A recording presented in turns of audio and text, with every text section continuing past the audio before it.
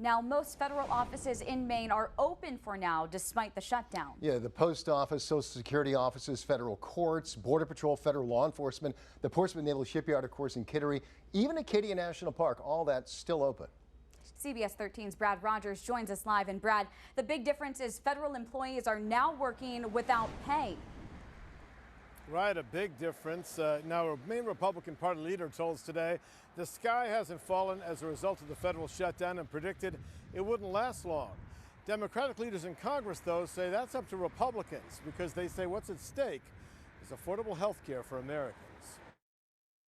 And this is a moment when we really need to be taking a stand. Advocates for affordable health care say congressional Republicans want to gut tax credits that make health insurance affordable for millions of hardworking families, all to pay for tax breaks for billionaires. They made the decision to brutally cut Americans' health care. Because of these cuts, more than 57,000 Mainers are likely to lose their health insurance. And this Republican shutdown is the result of Democrats in Congress saying, no, that's not okay.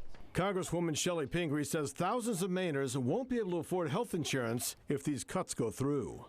If you're a couple that's 60 years old, you're making $80,000 a year, but you buy your insurance on the exchange, your insurance premiums are likely to go up $17,000. At all different income levels, we are hearing from people who are saying, I won't be able to afford what my insurance will cost. She and others say the cuts would also rip away critical funding from rural Maine hospitals. We're already seeing several hospitals at risk of closure. Our communities depend on those hospitals. We're seeing maternity wards closing. We're seeing primary care practices closing because of these cuts. However, Republican leaders blame hospital struggles on state lawmakers delaying payments to them. The state government hasn't been paying the bills. They've been offering health care to people well above our means to support it. So I don't go along with that it's going to harm people presently. People who need health care, emergency health care, are going to get it. The Republican Party chair says the shutdown won't stop Republicans in Congress from making the Medicaid and health care cuts he says are necessary. The only thing that they're going to try to shut down, I assume, is probably Acadia National Park and maybe a few parks. I think everything else will continue to operate. And we can see that by December 31st, people are going to be in a heap of trouble. We'll have many more people who drop health insurance than ever before.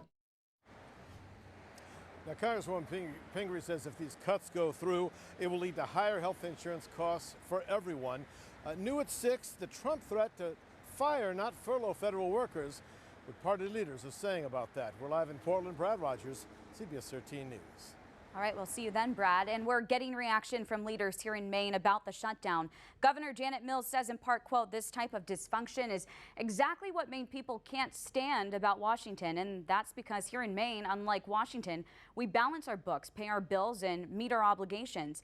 She goes on to say this is not complicated. People want access to affordable health care, and they want a government that works. We're also hearing from Congressman Jared Golden, who was the lone Democrat to vote for the Republican-backed funding bill.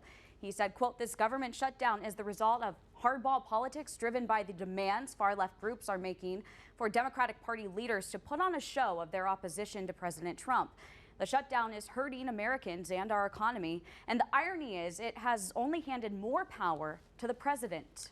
And as you heard a moment ago, independent Maine Senator Angus King also breaking ranks, voting yes with Senate Republicans. He posted a video to social media explaining that vote. Many feel that this was an opportunity to stand up to Donald Trump, to vote no, and to fight back. The irony, the paradox is, by shutting the government, we're actually giving Donald Trump more power. And that was why I voted yes. This was a vote of conscience on behalf of the state of Maine and the people of the United States. And Senator Susan Collins says, quote, we are in an unnecessary government shutdown that's been forced by Senator Chuck Schumer's unwillingness to support a clean continuing resolution. I'm urging my colleagues to abandon this brinksmanship and vote to end the government shutdown by supporting the House-passed clean short-term funding measure.